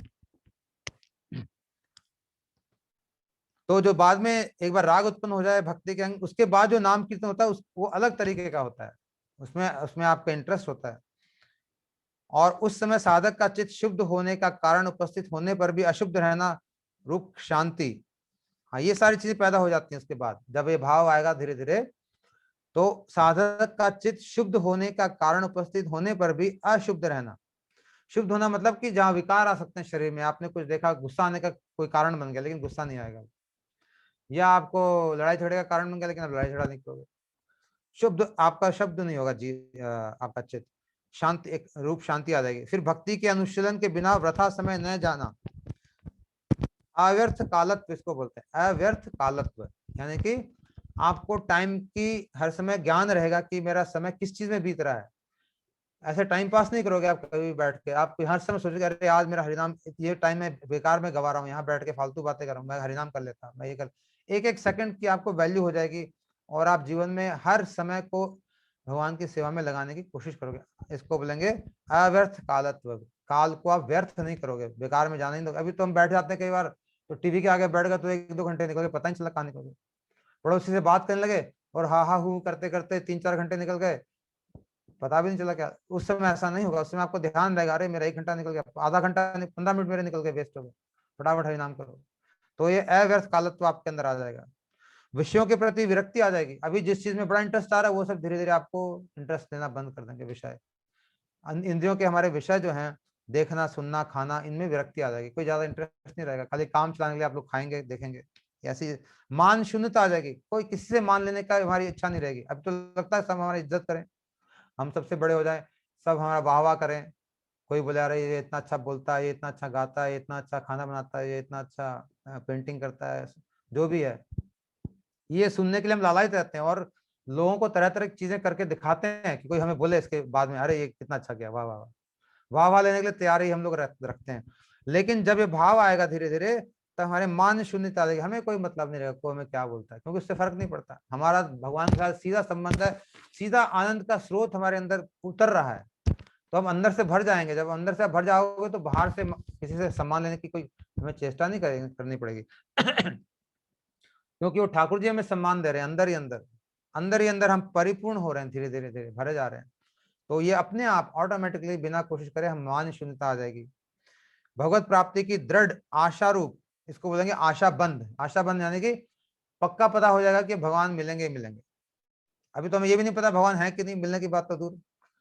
बहुत सारे लोगों को शंका है कि भगवान है कि नहीं, ऐसी तो नहीं बोले जा रहे लोग, नाम करो नाम करो, अरे कहीं है भी, किसी ने देखा भी है, ऐसे ऐसे प्रश्न हमारे दिमाग में। लेकिन जब ये भाव आएगा तब हमको भगवान होने का तो पक्का कंफर्मेशन होगा ही होगा। साथ में ये भी कंफर्म होगा कि ये भगवान अवश्य ही मिलेंगे, मिलेंगे ही, उसमें शंका नहीं होगी हमें। इसको बोलेंगे आशा रूप, आशा बंद। और भगवत प्राप्ति की तीव्र उत्कंठा हो जाएगी, बहुत स्ट्रांग उत्कंठा अंदर से कि कैसे न कैसे भगवान मुझे मिले, ये प्रेम मुझे मिले, ये इनके प्रकार हैं, कुछ भी करने को तैयार होंगे उसके। अगले श्लोक में आएगा भगवान महाप्रभु कह रहे हैं कैसी उनकी उत्कंठा, अगर वो नहीं मिलेंगे तो क्या होगा, छटपट छटपट तड़प तड़प हो जाएगी। किसी महात्मा से किसी शिष्य ने पूछा कि गुरुदेव, हम लोग इतने सालों से हरिनाम कर रहे हैं, हमें भगवान क्यों नहीं प्राप्त होते, कैसे प्राप्त होंगे जल्दी से, कैसे वो प्रेम मिलेगा। तो उनके गुरुदेव यमुना जी में स्नान कर रहे थे, तो उन्होंने बोला इधर आओ। तो उनके पास गया वो शिष्य, तो उन्होंने उसकी चोटी पकड़ के उसके सिर को पानी में डुबो दिया। तो शिष्य को लगा ये क्या गुरु जी कर रहे हैं, मैंने कुछ सवाल पूछा, ये तो मेरे को डुबो रहे हैं। और डुबोया तो उनका गुरु जी पावरफुल थे, उन्होंने ऐसे सिर को नीचे दबा के रखा, बाहर नहीं निकाला। और वो लड़का तब हाथ पैर मारने लग गया, अरे बचाओ बचाओ। बचाओ कहाँ से बोलता, पानी के अंदर मुंडी है तो बचाओ की आवाज भी नहीं आ रही, लेकिन उसके हाथ हिल रहे हैं बहुत जोर से। और उसके गुरुजी ने छोड़ा नहीं, काफी तक अंदर रखा और फिर बाहर निकाला। जब बाहर निकाला तो उसका सांस भरा हुआ था एकदम ऐसे, क्योंकि सांस इतने रोकना पड़ा पानी के अंदर, और बड़ा परेशान सा बाहर निकला। कहता गुरुजी आप मुझे मारोगे, क्या कर रहे हो, मैंने तो आपसे पूछा कि भगवान क्यों नहीं प्राप्त होते, आपने तो डुबोने की पूरी तैयारी कर ली। कहते कैसा लगा पानी के अंदर जाके, कहते कैसा क्या लगा, मरने वाला था मैं तो, सांस मेरी रुक गई थी और किसी भी तरह से मैं बाहर आने की कोशिश कर रहा था, लेकिन आपका शक्ति इतनी थी कि आपने मेरे को नीचे दबा के रखा। मैं हाथ पैर खूब मारे चारों तरफ से और बहुत तड़प रहा था अंदर। तो उन्होंने कहा बेटा, जब ठाकुर जी के लिए ऐसी तड़प हो जाएगी तब भगवान प्रकट होंगे। जब इस तरह से हम हाथ पैर मारेंगे और हम सांस रुक, जैसे सांस रुकने से हमें अंदर घुटन होती है कि अब कैसे कैसे निकले, कैसे इसको चलाएं सांस को, जब ऐसी भाव हमारे मन अंदर आएंगे तब भगवान हमारे सामने आएंगे। अभी तो हमें कोई घुटन नहीं, अभी तो हम आराम से बैठे जिए जा रहे हैं, मजे से मौज कर रहे हैं परिवार के साथ। अभी तो ठाकुर का नाम लेने से घुटन होती है हमें, अरे यार नाम करना पड़ेगा, एक घंटा बोलना पड़ेगा हरे कृष्णा, उसमें हमें स्ट्रेस हो जाती है। लेकिन जब उसका उल्टा हो जाएगा, जब भगवान के प्राप्त करने के लिए ऐसी हमारी उत्कंठा हो जाएगी इतनी स्ट्रांग, और हम समय बिल्कुल वेस्ट नहीं करेंगे, और उनको प्राप्त किए बिना हमारे को बहुत कष्ट होगा, बहुत प्रॉब्लम होगी, बहुत विरह होगा। ये विरह बहुत जरूरी है भजन में। अभी हमें कोई विरह नहीं है, अभी तो हम आराम से सब सारा जीवन बढ़िया चल रहा है हमारा भगवान के बिना भी। इसलिए भगवान कहाँ क्यों आएंगे, हमें को जरूरत नहीं है। जब हमारी जरूरत बढ़ेगी ठाकुर जी के लिए तब वो आएंगे। तो अभी तो धीरे धीरे अभी हमने स्टार्टिंग किया, अभी किसी ग्रुप का पदाश्रय होगा, फिर उससे दिशा मिलेगी, फिर उसको हम फॉलो करेंगे, तो धीरे धीरे धीरे धीरे शनय शनय इसमें हम आगे बढ़ेंगे। लेकिन जैसे आप उत्कंठा उतनी तेजी से आप आगे बढ़ोगे, अगर उत्कंठा बहुत ढीली डाल दी है तो ढीला ढाला चलोगे, आराम से घूम फिर के आओगे, कभी चलोगे कभी नहीं चलोगे, कभी यहाँ वहां जाओगे। लेकिन अगर उत्कंठा स्ट्रांग है और आपके पूर्व जन्म के संस्कार या पिछले कुछ संस्कार अच्छे हैं, फिर आप सीधा जाओगे। सब जो गुरु जी बोलेंगे उसको फॉलो करोगे और सीधा धीरे धीरे आगे बढ़ोगे। तो उत्कंठा होगी, नाम कीर्तन में प्रबल रुचि होगी, ये सब भाव जब आएगा तब ये सब चीजें आएंगी। भगवत गुणानुवाद श्रवण कीर्तन में आसक्ति हो जाएगी, उसके बिना चलेगा नहीं काम। जब तक कि भगवान कथा नहीं सुनेंगे या बोलेंगे काम नहीं चलेगा। भगवत लीला स्थलियों में प्रीति हो जाएगी, यानी कि जहाँ भगवान की लीलाएं हुई हैं उन जगहों से हमारा प्रेम हो जाएगा। वृंदावन धाम, नवदीप धाम, जहाँ पे कृष्ण ने कुछ किया है वहां हम जाना चाहेंगे, उनको देखना चाहेंगे। 9 प्रकार के अनुभाव प्रकट हो जाते हैं।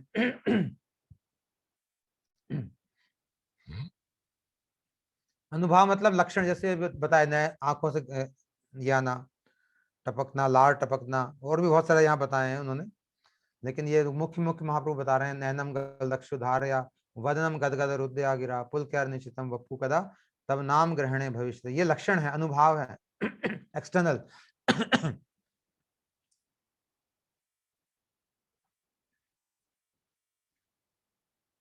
पूर्वोक्त साधन भक्ति भगत प्राप्ति की अभिलाषा द्वारा चित्त के द्रव कारिणी होने पर भाव भक्ति कहलाती है। साधन भक्ति यानी प्रैक्टिस करते करते भक्ति, जब ये हमारे हृदय को पिघलाने लगती है, जब पिघल जाते हैं सच, आपके शरीर में पूरा पानी बढ़ जाएगा, हर जगह आंखों से आंसू, मुंह से लार, नाक से पानी बहेगा, सब कुछ पिघल जाएगा।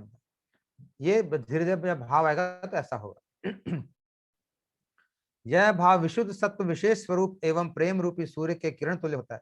जैसे कि प्रेम का जो सूर्य है निकल रहा है, अभी उसकी किरण आई है आपके पास, एक छोटी सी लाइट आई है, अभी 3-4 बजे, सुबह के 4:30-5 बजे हल्का सा रोशनी दिखाई देने लगी। अभी सूर्य तो बाहर नहीं आया, सूर्य आएगा तो फिर बहुत कुछ हो जाएगा, फिर तो आप डूब ही जाओगे इसमें, फिर तो आनंदमय हो जाओगे। लेकिन अभी एक किरण का इतना इफेक्ट होगा। ये सब चीजें बता रहे हैं, इसको भाव बोलते हैं, किरण। किरण तुल्य होता है। उपयुक्त दोनों सिद्धांत वाक्यों से भाव भक्ति या रति का प्रेमांकुरत्व एवं प्रेम परमाणुत्व सिद्ध होता है। प्रेम ही प्रारंभिक दशा में भाव कहलाता है और उस दशा में अश्रु, पुलक आदि सात्विक विकार समूह स्वल्प मात्रा में दिखाई पड़ते हैं। उस दशा में भगवान के चरण कमलों का ध्यान करते समय हृदय द्रवित हो जाता है तथा आंखों से अश्रुधारा प्रवाहित होने लगती है इत्यादि। तंत्र और पुराण के वचनों के अनुसार प्रेम दशा में जो अनुभाव तत्व और सात्विक विकार समूह प्रबल रूप में प्रकट होते हैं, भाव दशा में वे अनुभाव और सात्विक विकार ही स्वल्प मात्रों में दृष्टिगोचर होते हैं। तो ये जो भाव है, ये प्रेम में यही बहुत बड़े चढ़ के आएंगे शरीर में। अभी ये थोड़ा थोड़ा आते हैं, हल्का हल्का आते हैं भाव दशा में। अंतःकरण के भावों को प्रकट करने वाले बाहरी विकारों को अनुभाव कहते हैं।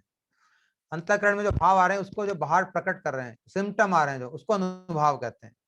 अब मैंने जैसे पहले बताया, अनुभाव में नृत्य, डांस करना, विलुंठन, भूमि पर लौटना, गान गाना, जोर से चिल्लाना, अंगों का मरोड़ना, हुंकार, जम्भाई, दीर्घ श्वास, लोकापेक्षा त्याग, लार टपकना, जोर से हंसना, चक्कर आना और हिचकी, ये बाहर आपके सिम्टम आएंगे धीरे धीरे। सात्विक विकार 8 हैं। 8 तरह के सात्विक विकार हैं। स्तंभ, स्वेद, रोमांच, स्वर भेद, कंप, वैवर्ण्य, अश्रु और प्रलय, ये 8 विकार हैं। स्तंभ माने एकदम से स्तंभित रह जाना है, जो ऐसे फ्रीज हो जाना। स्वेद माने पसीना आना। रोमांच, रोंगटे खड़े होना। स्वर भेद, आप बोलते हो तो आप धीरे धीरे ठीक से बोल नहीं पाना। कंप, कंप ऐसे कंपन चढ़ जाएगा अचानक से, कंप। वैवर्ण्य, कलर चेंज हो जाता है बॉडी का, जब भगवान के भाव आएंगे तो कलर चेंज होगा। अश्रु और प्रलय, प्रलय मतलब बेहोशी हो जाना लास्ट में। महाप्रभु को, ये महाप्रभु बेहोश होते थे नाम इनको स्वादन करते करते, प्रलय लास्ट स्टेज है प्रलय, क्योंकि इतने सारे भाव आ जाते हैं शरीर में, उसको सहन कर पाना मुश्किल होता है, तो फिर धीरे धीरे बेहोश। और महाप्रभु में तो और ऐसे ऐसे भाव आते हैं जो किसी में देखे नहीं गए, कहीं वर्णन नहीं सुना गया था तब तक।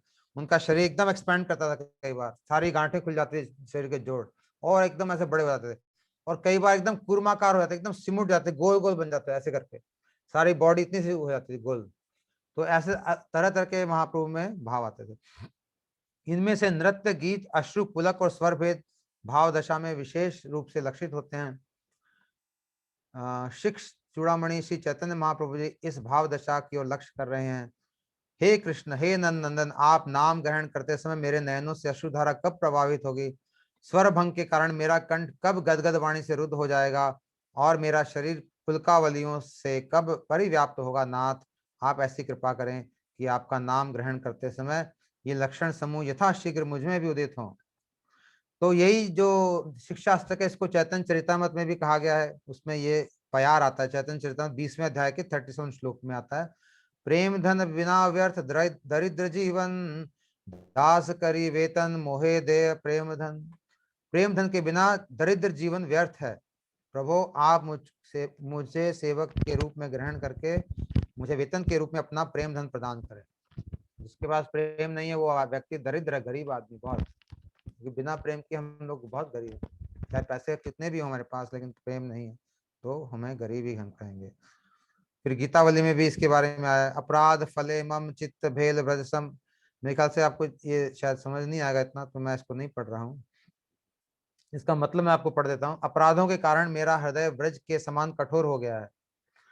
जब हम अपराध करते हैं तो हमारा हृदय ना हार्ड हो जाता है, पत्थर की तरह, फिर उसको पिघलना थोड़ा मुश्किल होता है।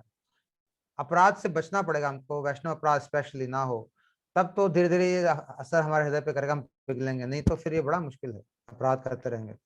एक तरफ से आप ठीक कर रहे हो, दूसरी तरफ से खराब कर रहे हो, तो कैसे होगा। तभी तो आपके नामों को ग्रहण करते समय वह तनिक भी द्रवित नहीं होता अपराध के कारण। प्रभु अब मैं हताश होकर, दुख से अत्यंत कातर होकर बारंबार आपको पुकार रहा हूँ। आप करुणामय है, कृपा करके मुझे भाव का केवल एक बूंद देकर मेरे व्याकुल प्राणों की रक्षा कीजिए। वह शुभ दिन कब मुझे प्राप्त होगा जिस समय आपका नाम उच्चारण करते करते मेरी आंखों से आंसुओं की धारा बहने लगेगी, गला रुद्ध हो जाएगा और मुख से आधी आधी बोली निकलेगी। मेरा सारा शरीर पुलकित हो उठेगा, मैं पसीने से तर हो जाऊंगा, सारे अंग कांपने लगेंगे। प्रभु मेरा शरीर कब स्तंभित हो जाएगा, वह कब भाव से विहल होकर विवर्ण होगा, अंत में कब मूर्छित होऊंगा। पुनः सचेतन होने पर केवल आपके नामों का आश्रय करके ही प्राणों को धारण करूंगा। यह मतिहीन भक्ति विनोद इस प्रकार रो रो कर कहता है कि क्या कभी भी इस अभागे के ऐसे दिन हो सकेंगे। ये हमारे भक्ति विनोद ठाकुर ने पोएम पढ़ी है, जिसका मतलब मैंने पढ़ा, गीतावली में है। ये महाप्रभु के एक एक श्लोक के ऊपर उन्होंने एक एक पोएम लिखी है भक्ति विनोद ठाकुर जी ने। तो इस किताब के अंदर ये पोएम भी है, कीर्तन पर लास्ट में। अपराध फले मम चित्त भेल व्रजसम, तुया नाम में ना लभे विकार। ये बंगला में है। हताशा हई हरि तब नाम उच्च करी, बड़ दुखे डाकी बार बार। दीन दया में करुणा निदान, भाव बिंदु देई राखह प्राण। कबे तब नाम उच्चारणे मोर, नयने झरब दर दर लोर। गद गद स्वर कंठ उपजब, मुखे बोल आद आद बहिराव। पुल के भरब शरीर हमार, स्वेद कंप स्तंभ हवे बार बार। विवर्ण शरीरे हरा यब ज्ञान, नाम समाश्रय धरबू पराण। मिलब हमार किए अच्छे दिन, रोवये भक्ति विनोद मतिहीन। कब मेरा ऐसा दिन आएगा, ये मतिहीन भक्ति विनोद ठाकुर इसके लिए रो रहे हैं। जब तक हम ऐसे रोएंगे नहीं तब तक कुछ भी नहीं आएगा। मैंने कहा ना, छटपट बहुत जरूरी है, छटपटाहट होना भक्ति के लिए। डिमांड हम करेंगे कि हमें चाहिए, कब ऐसा हमारा दिन आएगा। तो ये भक्ति विनोद ठाकुर ने हर श्लोक के ऊपर एक एक पोएम लिखी हुई है यहाँ पे, बढ़िया। मैंने तो लास्ट श्लोक में शायद पोएम पढ़ी थी, उसके पहले पढ़ी नहीं है। ये जो गुरुदेव की किताब जो है, पुस्तिका, जिसका लिंक आपको मिला होगा, उसमें आप लोग स्वयं इसको जाके पढ़ सकते हैं। मेरे पास तो ये आईपैड में है, यहाँ से मैं पढ़ रहा हूँ। तो आप लोग चाहे तो इसको अपने आईपैड पर डाउनलोड कर सकते हैं, चाहे तो उसका हार्ड कॉपी भी ले सकते हैं, जैसे मर्जी। और ये फ्री में अवेलेबल है आईपैड पे, इस पर कोई पैसे नहीं लगते। purebhakti.com पे जाके इसको डाउनलोड कर सकते हैं। इंग्लिश में भी है, हिंदी में भी है। जो लोग अंग्रेजी में पढ़ना चाहते हो इंग्लिश में कर लें, जो लोग हिंदी में पढ़ना चाहते हैं हिंदी में कर लें, और फिर इसको आप पढ़ सकते हैं स्वयं। और अगर कुछ आपको नहीं समझ में आया तो पूछ सकते हैं। तो आज हम महाप्रभु को स्मरण करके उनके इन भावों को अनुगमन करके हम भी ऐसी प्रार्थना करते हैं ठाकुर जी के चरणों में। नयनम गलदक्षु धारया, वदनम गदगद रुद्रया गिरा। पुल कैर निचितम वपु कदा, तब नाम ग्रहण भविष्यति। हे ठाकुर जी, कब मेरा ऐसा दिन आएगा जब मैं नाम करते समय मेरी आंखों से आंसू की धारा बहेगी, मेरे गले में अवरुद्ध हो जाएगा, मेरे शरीर में पुलक होगा, विवरण होगा, असात्विक भाव आएंगे। कब वो दिन आएगा। मैं आपसे प्रार्थना करता हूँ कि मेरे को भी ऐसी स्थिति मेरी हो जाए। तो हम यही प्रार्थना महाप्रभु के चरणों में करते हैं, उनके परिकरों के, उनके भक्तों के चरणों में करते हैं। उनकी कृपा हमारे ऊपर हो और हमारी ऐसी, उनकी कृपा से हमारी ऐसी स्टेज आ जाए। वांछा कल्पतरुभ्यश्च कृपा सिंधुभ्य एव च पतितानां पावनेभ्यो वैष्णवेभ्यो नमो नमः। अब आप लोग अगर कुछ पूछना चाहते हैं तो पूछ सकते हैं। मैंने सबको अनम्यूट कर दिया है।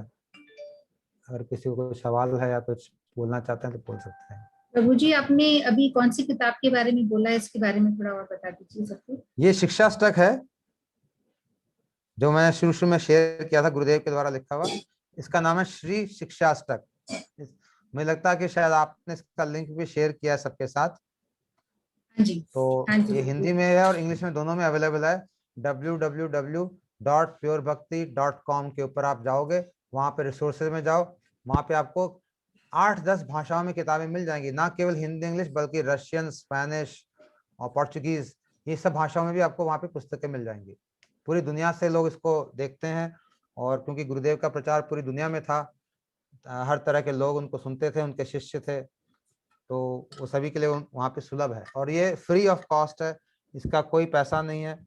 आप डाउनलोड कर लो अपने डिवाइस पे, कंप्यूटर पे, आईपैड पे और पढ़ सकते हो। चैतन्य चरितामृत और ये जो आप शिक्षाष्टकम बता रहे हैं, तो इनमें क्या अंतर है? उस किताब में क्या है ऐसा, मतलब शॉर्ट में अगर बता पाए तो जी हाँ, थोड़ा सा। चैतन्य चरितामृत तो बहुत मोटी किताब है, विस्तृत किताब है। कृष्णदास कविराज गोस्वामी ने चैतन्य के चरित्र के बारे में, चैतन्य महाप्रभु की जीवनी एक तरह से कह लीजिए, लाइफ स्टोरी, उसके बारे में किताब लिखी है। और वो अलग अलग खंड है उसकी, और बहुत मोटी पुस्तक है। वो बंगला में है मूल, उसका भी हिंदी में हमारे मठ से आ गया, वो भी आपको मिल जाएगी इस वेबसाइट के ऊपर, आप चाहोगे तो पढ़ना। उसमें डिटेल में है हर चीजें। ये जो शिक्षाष्टक है बहुत पतली किताब है, करीब 100 पेज की किताब है मेरे ख्याल में, देखता हूँ कितने पेज, 104 पेज है। इतनी छोटी सी पतली पुस्तिका है, इसमें सिर्फ महाप्रभु के 8 श्लोक हैं, शिक्षाष्टक ही है और कुछ नहीं है। क्योंकि ये महाप्रभु के 8 श्लोकों के अंदर सारा ज्ञान आ गया है, जीरो से लेके प्रेमा भक्ति तक सब आ गया। मैंने कहा ना कि आगे प्रेमा भक्ति के श्लोक हैं, लास्ट के 2, जो हमारे शरीर में हम प्राप्त नहीं कर सकते, तो इसमें सारा कुछ है। अभी तो मैंने इसकी ऊपरी ऊपरी एक्सप्लेनेशन दी, बहुत गहराई में नहीं गया हूं मैं, क्योंकि इसकी एक्सप्लेनेशन आप अपने अधिकार से भी देते हैं और दूसरे के अधिकार से भी देते हैं। सुनने वाले का अधिकार कैसा है, कहने वाले का अधिकार कैसा है, उस हिसाब से ही इसको बोला जाता है। लेकिन इसी के अंदर सारा कुछ है, इसी में आप गहराई में प्रवेश कर जाओ तो इसके अंदर तरह तरह की लहरियां, तरंगियां, वो सब इसके अंदर है। क्योंकि सुनने वाले का भी ऐसा अधिकार होना चाहिए फिर, तो ताकि उसको समझ सके क्या बात कहाँ। क्योंकि हम लोग अभी प्रारंभिक रूप में इसको कर रहे हैं, इसलिए हमने इसको थोड़ा ऊपर ऊपर से ही किया, ज्यादा इसमें गहराई में प्रवेश नहीं किया। तो शिक्षाष्टक पतली पुस्तिका है, और जो चैतन्य चरितामृत है वो मोटा विस्तृत ग्रंथ है। वो चैतन्य चरितामृत तो कहा गया कि भागवत के भी, जो लोग भागवत पढ़ लेते हैं उसके भी ऊपर का ग्रंथ है। उसमें प्रेम भी है, उसमें तत्व भी है, सब कुछ है, क्योंकि महाप्रभु के जीवन में सब कुछ आ गया है। उसमें महाप्रभु की जीवनी है, कैसे कैसे महाप्रभु ने बचपन में नवद्वीप में रहे, उसके बाद पुरी में गए, क्या क्या लीलाएं करी, कैसे उन्होंने हरिनाम लिया, दीक्षा ग्रहण करी, साउथ इंडिया गए, सबके बारे में डिटेल में दिया हुआ है। और कोई कुछ पूछना चाहते हैं सवाल तो पूछ सकते हैं। किसी के कोई सवाल हैं तो पूछ लीजिए, नहीं तो हम। हरे कृष्णा। हरे कृष्णा जी। प्रभु जी, राधे राधे। राधे राधे। मुझे लगता है आप रोटी बना रहे हैं ठाकुर जी के लिए। जी। प्रभु जी, आपने एक बार बताया कि नवदा भक्ति भी होती है, अभी आपने भक्ति के और प्रकार बताया, प्रकारों के भेद भी बता दिए, तो इसमें से अभी ये बताओगे इसमें से सबसे ज्यादा सर्वश्रेष्ठ भक्ति कौन सी है? जो एक सर्वोच्च कही जाए कि भाई ये एक लास्ट में जाकर के ये भक्ति होती है भाई। देखो, भक्ति के तो बड़े स्टेज हैं, और भक्ति कभी लास्ट आता नहीं। भक्ति का, भक्ति तो है हर समय बढ़ती रहती है। इसका भगवान नारद जी ने ठाकुर जी से एक वर मांगा था कि जो लोग भक्ति करें उनका मन कभी भरे ना, और भरता भी नहीं है। इसलिए भक्ति का कभी लास्ट नहीं आता, भक्ति कभी भी पूरी नहीं होती कि अब कंप्यूटर के आराम से सोऊंगा मैं, ऐसा नहीं होता। जब आप भक्ति करते हो बढ़ती रहती है रोज। आनंद दाम्बुदि वर्धनम, ऐसा महासागर है जो कि बढ़ता है, कभी भी उसको कंट्रोल एक जगह नहीं होता।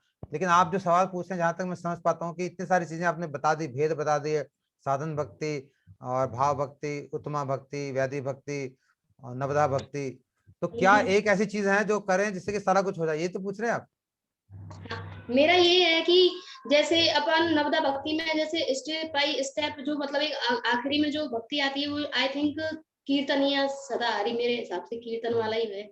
जी हाँ, जो कीर्तन है वो सर्वोपरि एक साधन है जिससे अपन भक्ति मतलब ठाकुर जी को पा सकते हैं, मतलब जी हाँ, कीर्तन यही बहुत पूछना प्रमुख, चाह रही हूँ मैं कि कीर्तन बहुत प्रमुख साधन है। लेकिन दीदी, खाली कीर्तन से भी काम नहीं होगा। जो मेन चीज हमको करनी पड़ेगी वो हमें सत्संग करना पड़ेगा, उसमें कीर्तन करना पड़ेगा सत्संग के साथ। खाली अगर हम बोलें कि हम घर में बैठ के लॉक कर लेते हैं रोज कीर्तन करेंगे, भजन तो होगा लेकिन कभी वैसा उन्नत होना बड़ा मुश्किल होगा उसमें। जब तक कि हम सत्संग में कीर्तन नहीं करेंगे, जब तक कि हम जो लोग पहुंचे हुए उनके साथ नहीं बैठेंगे, जो जिनमें वो भाव हैं जिसकी हम बातें कर रहे हैं ना अभी, ये अश्रु, नैनों से आंखों से अश्रु आ रहे हैं, पुलक हो रहा है, ऐसे जिसके अंदर हो रहा है उसके साथ बैठेंगे तब वो होगा हमें भी। अगर ऐसे व्यक्ति के साथ नहीं बैठेंगे हम, तो फिर हमारी भक्ति आगे बढ़ना बहुत बहुत मुश्किल है, कई जन्म लगेंगे। लेकिन इन ऐसे लोगों के साथ बैठ गए, उनसे बातचीत हो गई, उनके दोस्ती हो गई, उनसे लेना देना हो गया, आदान प्रदान हो गया, कथा सुन ली उन लोगों की, फिर तो बहुत जल्दी जल्दी हमारे में वो भाव आएंगे, क्योंकि उनके पास वो भाव है, वो अपने बोल के वो आपको भाव दे सकते हैं। इसलिए रसिक वैष्णव का संग की हमें प्रार्थना करनी चाहिए। एक ऐसी चीज है जिसे सारी चीजें आ जाएंगी। अगर हमें रसिक वैष्णव का संग मिल जाए तो ये सारी तरह की भक्तियां हमारे अंदर स्वतः ही प्रवेश कर जाएंगी, सब कुछ अपने आप चल पड़ेगा। हमारे गुरुजी कहते थे एक ऐसी चीज मांगो जिसमें सब कुछ आ जाए। वो क्या चीज मांगनी है भगवान से? हे प्रभु, मुझे तू ऐसे रसिक वैष्णव का जो भक्ति में आगे बढ़े हुए उनका संग दे दे, ताकि मैं उनको सेवा कर पाऊं, उनसे कुछ सीख पाऊं। तो ऐसे भक्तों की सेवा से ही सारा काम अपने आप हो जाता है, फिर सारी भक्ति अपने आप आएगी, आपको कुछ टेंशन लेने की जरूरत नहीं है, क्योंकि उनके पास वो है, वो सब वो करके वहां पहुंच चुके हैं, इसलिए वो आपको आराम से सब चीज दे देंगे। और ये चीज देने से ही मिलती है, ऐसे आप ले नहीं पाओगे। मीरा ने कहा ना, पायो जी मैंने राम रतन धन पायो, वस्तु अमूल्य दी हमारे सतगुरु, सतगुरु ने दिया। ऐसे नहीं आप अपने आप अंदर से प्रोड्यूस नहीं कर पाओगे इसको, कल कर पाते तो कर ही लेते अभी तक।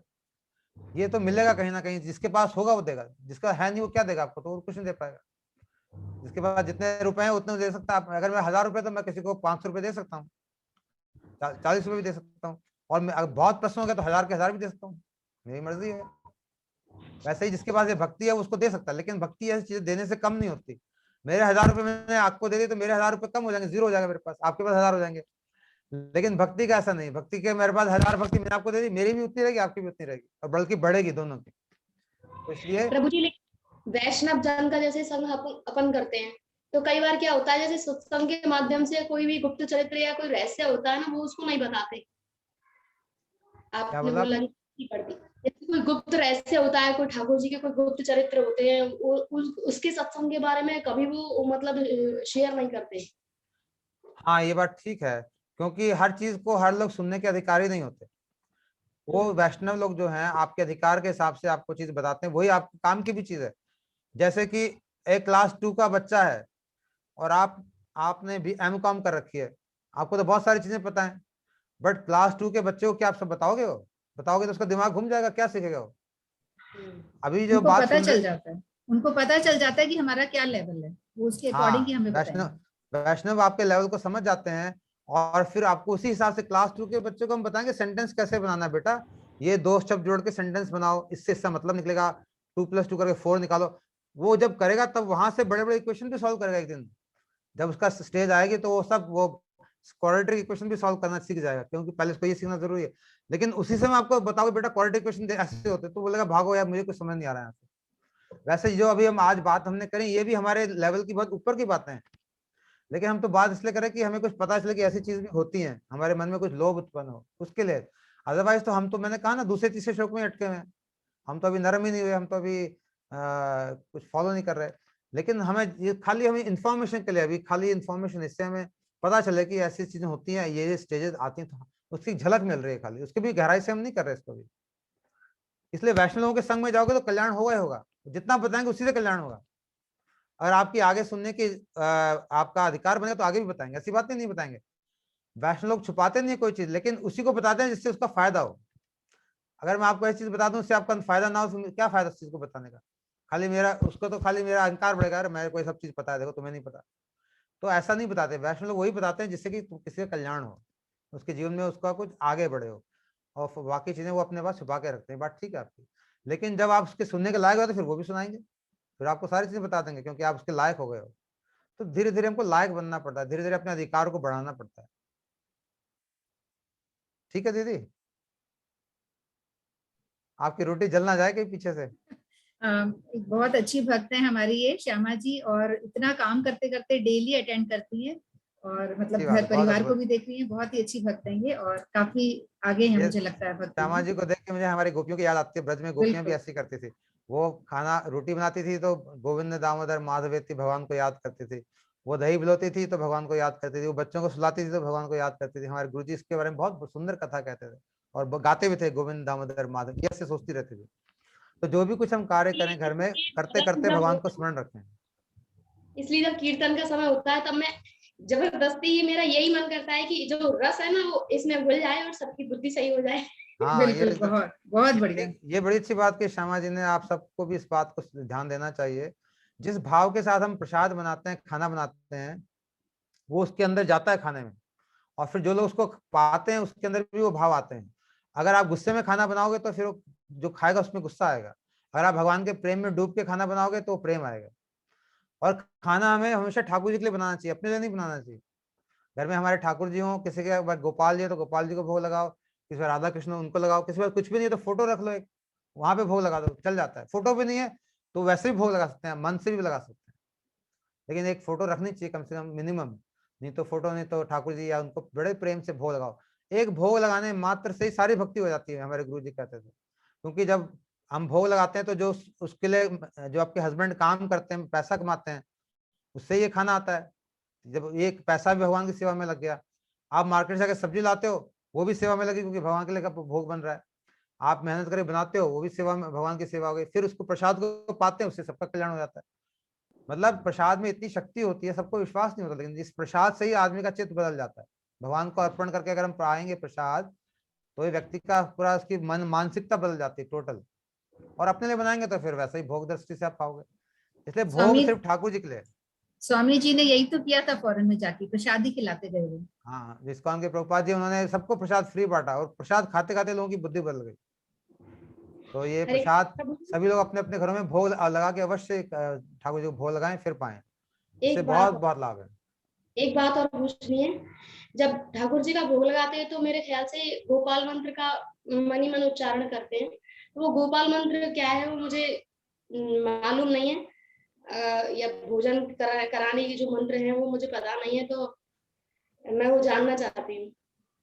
देखिए, ये गोपाल मंत्र तो हमारे दीक्षा का मंत्र होता है, जो गुरुजी प्रदान करते हैं।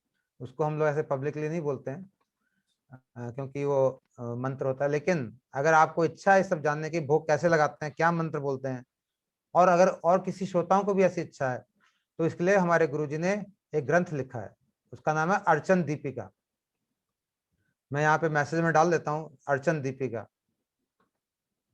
तो उसको आप डाउनलोड कर सकते हैं, वो भी फ्री है।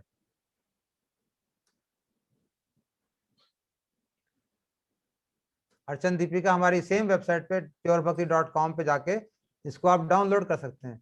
और इसके अंदर कैसे भोग लगाना है, भोग के क्या मंत्र हैं, सब मंत्र दिए हैं। आप इतने ज्यादा मंत्र हो जाएंगे कि आप कंफ्यूज भी हो सकते हो, क्योंकि इतना करना कोई आसान काम भी नहीं है।